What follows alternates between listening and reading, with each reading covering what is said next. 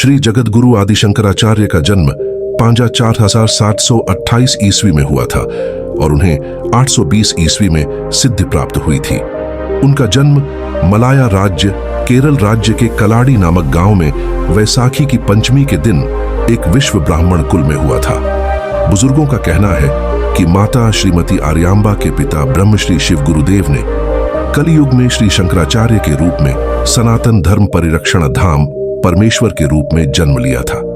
चाटी ने कहा कि अद्वैत ही जीवन का एकमात्र मार्ग है, जबकि जब बौद्ध धर्म शक्तेयम और वर्ववादी प्रबल थे तब शंकराचार्य ने इन सब का विरोध किया था। श्री शंकराचार्य ने अपनी 32 वर्ष की आयु में कन्याकुमारी से लेकर कश्मीर तक पूरे भारत की यात्रा की और 77 धर्मों से संघर्ष किया और अंततः अपनी प्रतिभा से कश्मीर में सर्वज्ञता के सिंहासन पर आसीन हुए।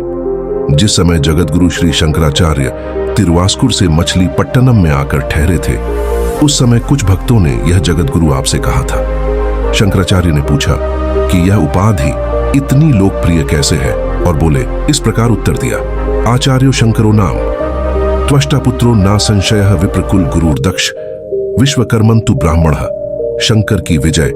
श्लोक भाव, मेरा नाम शंकराचार्य है, मैं त्वष्टा विश्व ब्राह्मण कुल में पैदा हुआ हूं। मैं विप्रियों को पवित्र मंत्र यज्ञोपवीत दीक्षा विधियां सिखाने आया हूं।